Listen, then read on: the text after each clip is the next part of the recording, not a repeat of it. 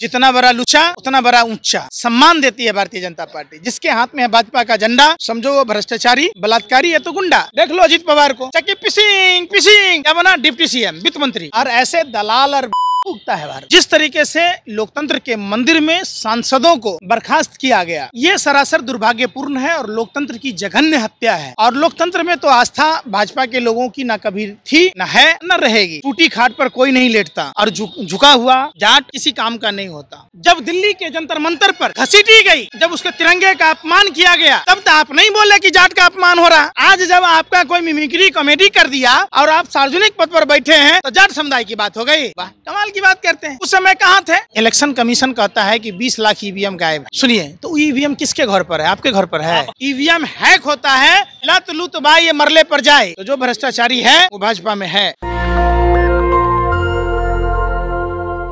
की संसद से 146 सांसदों को निलंबित कर दिया गया है। धनखड़ साहब कहते हैं कि उनकी मिमिक्री हुई, उनका अपमान हुआ, मतलब किसान समाज का अपमान हुआ, जाट समाज का अपमान हुआ। ये वही धनखड़ साहब है जो कुछ दिन पहले भाषणों में कहते हैं कि मोदी जी युग पुरुष हैं, महात्मा गांधी के समतुल्य हैं। इसी पे बात करेंगे। पंकज श्रीवास्तव जी हमारे साथ होंगे। जिस प्रकार से सांसदों को निलंबित किया गया है, क्या कहेंगे सर? देखिए, लोकतंत्र का जन्म ही बिहार से हुआ। पूरे विश्व को लोकतंत्र देने वाला राज्य बिहार है। निश्चित तौर पर आज बिहार लोकतंत्र बचाने की लड़ाई भी लड़ रहा है। जिस तरीके से लोकतंत्र के मंदिर में सांसदों को बर्खास्त किया गया, ये सरासर दुर्भाग्यपूर्ण है और लोकतंत्र की जघन्य हत्या है। और लोकतंत्र में तो आस्था भाजपा के लोगों की न कभी थी, न है, न रहेगी। आपने बात की कि धनखड़ साहब, मुझे ये नहीं समझ में आता है कि जब साक्षी मलिक का अपमान होता है तो जाटों का अपमान नहीं होता है। टूटी खाट और झुका हुआ जाट दोनों बेकार होता है, समझिए। और आपने कहा तो मैं आपको बता दूं, टूटी खाट पर कोई नहीं लेटता और झुका हुआ जाट किसी काम का नहीं होता। जाटों से हमारी बहुत अच्छी यारी है। हरियाणा, पश्चिम उत्तर प्रदेश के जाट बिरादरी के लोगों से हमारा बहुत अच्छे संबंध रहा है। मैं उनकी एक तस्वीर भी दिखाता हूं कि आप कह रहे हैं ना, वो सब क्या है, एजेंडा चलाने की बातें नहीं होनी चाहिए। रह गई बात मिमिक्री की, तो मिमिक्री में बताता हूं आपको। ये प्रधानमंत्री की मिमिक्री देखिए, ये क्या है, ये किसका है अपमान? ये देखिए, अभी देखिए, ये प्रधानमंत्री की मिमिक्री है। मतलब साफ साफ है कि हमारा कुत्ता कुत्ता, आपका कुत्ता टॉमी। और ये देखिए, इतिहास का सबसे बड़ा चाटुकार उपराष्ट्रपति, ये देखिए। आप भी अपमान कर रहे हैं, चाटुकार कर रहे हैं। बिल्कुल। अगर जात की बात आपने की ना, अगर आपने जात की बात नहीं की होती तो मैं नहीं कहता।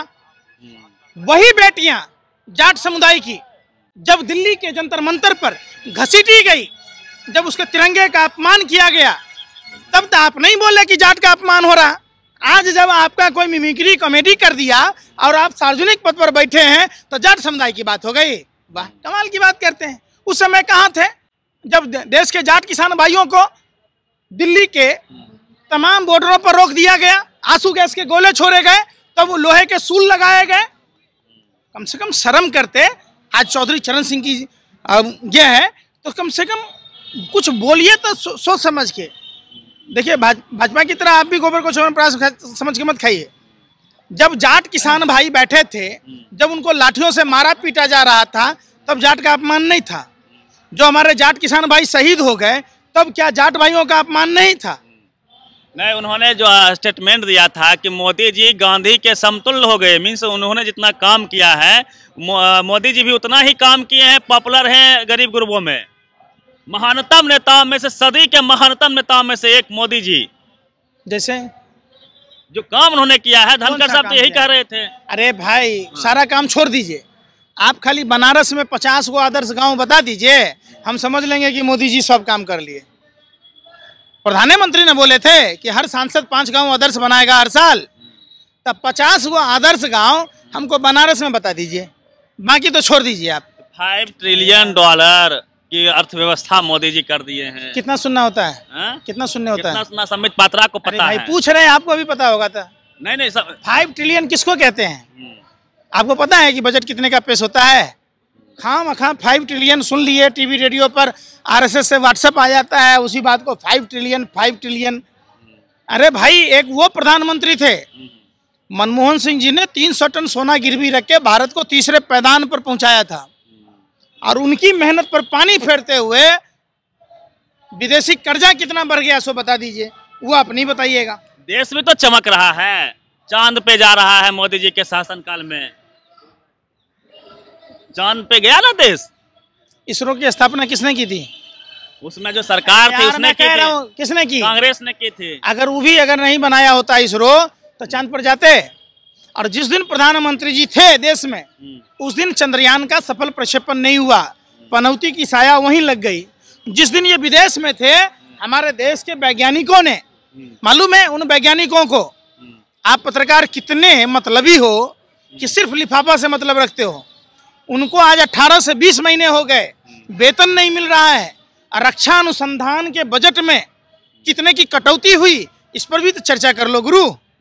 आप पत्रकार नहीं हो, आप लोग एक आतंकवादी गिरोह के लोग हो। पत्रकार साहब, सारे पत्रकार आप देख लो, 5 ग्राम बाबा। पत्रकारों से क्या दिक्कत है? अच्छा, एक दिक्कत यही है, ईमानदारी से कहिएगा।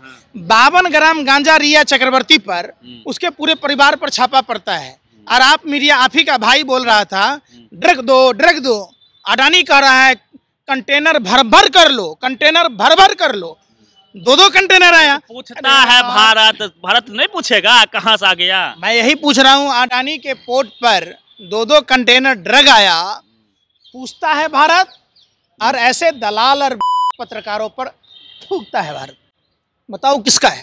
टीवी अखबार पे शक है आपको? शक कर रहे हो? अरे शक को गाली दे रहे हो आप। हकीकत है कि आप पत्रकार हो ही नहीं तो एक बात बताओ, बीजेपी जीत गया तो 2 कौड़ी का जो तिहारी है, अरंजना को ओम कश्यप थतैया नाच रही थी, आज तक जीत गया था। अरे भाई, अरे यार सुन ही नहीं रहे यार, तो तुम पत्रकार की पत्रकारिता भूल जाओगे। आपको किसी पार्टी के जीत हार से कोई मतलब है? जो अरे आएगा ना सर, तो पेंट खोल के डांस करोगे, और भी स्टूडियो में बैठकर? क्या यार, कोई तमीज नाम की चीज ही नहीं है। तो आप लोग को मोदी जी का काम नहीं दिखता है? 2 करोड़ रोजगार, अब कहिएगा कि भाई सरकारी नौकरी संभव नहीं है, पकौड़ा भी तलना रोजगार है। अब साफ पता चल गया कि आप पत्रकार नहीं हो, भांड हो। पहले के राजा वाला भांड रखता था राजा का गुण गाने के लिए। मोदी सरकार ने खुद एक्सेप्ट किया है कि मात्र 7 लाख रोजगार दिए हैं, तो आप 2 करोड़ कह रहे हैं। अरे 1 करोड़ देने की औकात नहीं है, 2 करोड़ कहाँ से दे देगा? और जो रोजगार, आप जिस बिहार में खड़े हो, बिहार के युवा रेल और बैंक में जाते थे, यूपीएससी में जाता था, सेना में जाता था, तो सबसे ज्यादा मान लो रेलवे में 3,40,000 पद खाली हैं सेफ्टी के। अगर वैकेंसी निकलेगी तो उसमें सबसे ज्यादा हिंदू जाएगा, और हिंदुओं में भी सबसे ज्यादा बिहारी जाएगा। समझो बात को। तो वो वैकेंसी क्यों नहीं निकाला जा रहा? राम मंदिर बना, हजारों लोगों को, लाखों को रोजगार मिलेगा वहाँ पे, नहीं मिलेगा? कोई विजन है तुम्हारे पास? राम मंदिर के पास दुकान चलाएगा मुद्दा यार, चलेगा ना वहाँ पर? गणेश जी की कथा सुनी है आपने? सुनाइए गणेश जी कथा। गणेश जी की पूजा प्रथम क्यों होती है? आपके माता पिताजी ही देवी देवता हैं, आपका घर एक मंदिर है।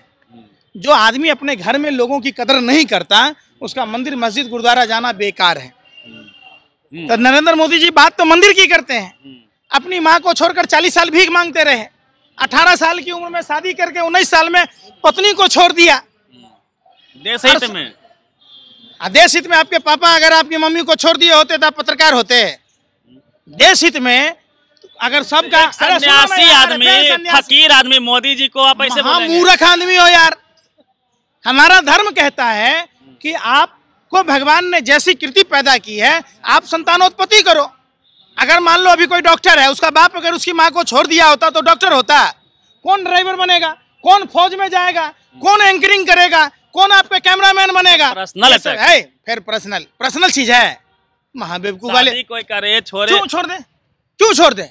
2 चुटकी सिंदूर की कीमत नरेंद्र बाबू नहीं जानते हैं, और हिंदू धर्म में 2 चुटकी सिंदूर की कीमत जब तक मांग में सिंदूर भरने वाला उसका आदमी जिंदा रहेगा, ये कोई रस्म और रिवाज नहीं है, इस बात का प्रतीक है कि जब तक जिंदा रहेगा उसकी देखभाल करेगा। आज अरे सुन लो यार, आप लोग क्या है, गोबर को भी कह देते ना कि नहीं गोबर नहीं है, इसमें देखो 5 किलो घी डाला था, ड्राई फ्रूट डाला था, शक्कर डाला था, कितना भी डाल दोगे वो गोबर ही रहेगा। और गोबर को च्यवनप्राश समझ के मत खाओ, ना ही दूसरे को बताओ। दुनिया नहीं दिखता, डंका बज रहा है, मोदी जी भारत का डंका बजवा रहे हैं। मोदी जी का जिस समय जन्म नहीं था ना, सम्राट अशोक के समय बिहार के थे, वो पूरा विश्व में डंका बज रहा था। मोदी जी टालो गुल्ली नहीं खेल रहे थे, देश में भागड़ा नंगल डैम बन गया था। ये सब बात मत समझाओ, ये सब बरगलाना कहीं दूसरी जगह, और यही आपके मीडिया के लोग करते हैं। इसीलिए मैं कहता हूं कि आप लोग दलाली करते हैं। तो उन्हीं को पसंद कर रही है, 3 राज्य में जीत के आए, 3 राज्य में जीते ना, कांग्रेस करारी हार हुई वहाँ पे, बस इतना ही आता है, उससे ज्यादा आता है? देखो वोट दिया। एक बात बताइए, इलेक्शन कमीशन कहता है कि 20 लाख ईवीएम गायब है। सुनिए, तो ईवीएम किसके घर पर है? आपके घर पर है? हार गए तो अरे यार सुन नहीं रहे बात, 20 लाख आखिर देश के जनता के टैक्स के पैसों का ईवीएम है ना। अच्छा, सुब्रमण्यम स्वामी झूठ फैलाता था, वो आडवाणी, सुषमा स्वराज माइक्रोचिप कंट्रोलर वाला वीडियो देख रहे थे, तो उस पर केस क्यों नहीं हो रहा? आखिर देश को गुमराह क्यों किया यार? ठीक था यार, जो मैं पूछ रहा हूँ जवाब नहीं दे रहे, मैं नहीं बोल रहा ना। सुब्रमण्यम स्वामी ने कहा कि जापान की कंपनियों से मैंने बात की, ईवीएम हैक होता है, माइक्रोचिप कंट्रोलर जापान में भी केस चल रहा, जर्मनी में। तो एक बात बताइए, भाजपा का कदावर राज्यसभा सांसद क्यों झूठ बोला? अगर झूठ बोला तो सुब्रमण्यम स्वामी को जेल में क्यों नहीं डाला जाता है, देश के लोगों को गुमराह करने के जुर्म में? अच्छा तो सुनो, दूसरा बात, तो मत लड़िए चुनाव, बोलिए नहीं लड़ेंगे भी हम पर, उसके खिलाफ सड़कों पे आप लोग तो आते नहीं है। फैसला आप करने वाले कौन होते हैं? ई फैसला करने वाले आप कौन होते हैं? दिक्कत है ना भी हम नहीं, आपको दिक्कत है ना, आप लोगों को है कि एगो पापा की परी वाली बात सुने ना, वही हाल है आपका कि मोदी सरकार का गुण गाना है। सुनो, पहले कपिल मिश्रा ने प्रधानमंत्री को लड़की अगवा करने का आरोप लगाया, तो उसको सम्मान किया। आज ब्रजभूषण शरण सिंह के कारण साक्षी मल्लिक को इंसाफ नहीं मिला, उल्टा साक्षी मल्लिक को संन्यास लेना पड़ा। और उसी ब्रजभूषण शरण सिंह का रिश्तेदार बिहार कुश्ती संघ का अध्यक्ष है, पूरा परिवार है। प्रेम सिंह धूमल का बेटा बीसीसीआई का कोषाध्यक्ष है, प्रेम सिंह धूमल का बेटा खेल मंत्री है, अमित शाह का बेटा जैसा बीसीसीआई के सेक्रेटरी है। योग्यता है, योग्यता है। आप में योग्यता नहीं है, आप निठल्ले हो, निकम्मे हो, कहाँ तक पढ़े हो? हमको लगता है कि जैसा से ज्यादा पढ़े हो आप, लेकिन फर्क यही है कि आप जैसा के बेटे नहीं हो। नहीं तो आप भी बीसीसीआई में परिवारवादी तो आपकी पार्टी है, कांग्रेस में देखिए सब पार्टी परिवारवाद है। इस राजनाथ सिंह का बेटा पंकज सिंह कहाँ से आया? अनाथ आश्रम से। जिस पीयूष गोयल जो रेल मंत्री हैं, मालूम है आपको, वेद प्रकाश गोयल वाजपेयी सरकार में मंत्री थे, उनकी माँ मटुंगा से 3 बार की विधायक है। तो क्या इन लोगों ने मेहनत करके पैदा नहीं किया या अनाथ आश्रम से उठा के ले आए? बेवकूफ वाली बात कह रहे हो यार। कल्याण सिंह का बेटा पोता सब राजनीति में है, पंकज सिंह राजनाथ सिंह का बेटा है। भ्रष्टाचार पर क्या कहिएगा? ये प्राइम एजेंडा रहेगा भ्रष्टाचार के खिलाफ। मोदी जी रहे हैं, सफेद उनका कुर्ता है।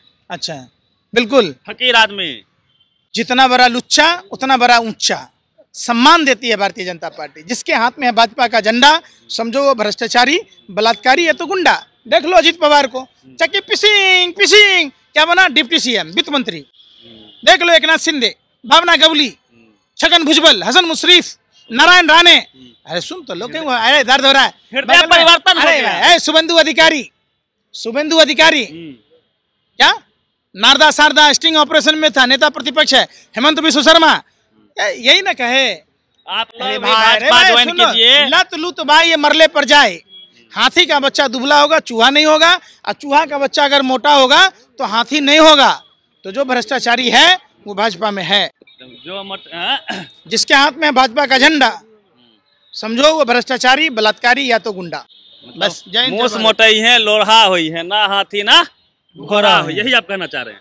चलिए, पंकज श्रीवास्तव थे और पूरी बातचीत पे आप अपनी प्रतिक्रिया दीजिएगा। रवि मेहता, नेशनल दस्तक, पटना। नेशनल दस्तक की आपसे गुजारिश है कि अगर इसको बचाना चाहते हैं तो नेशनल दस्तक को सब्सक्राइब करने के लिए रेड कलर के सब्सक्राइब बटन को दबाएं, फिर बेल आइकन की घंटी दबाएं। नेशनल दस्तक को बचाने के लिए बहुत जरूरी है कि हर खबर को शेयर करें, लाइक करें, कमेंट जरूर करें।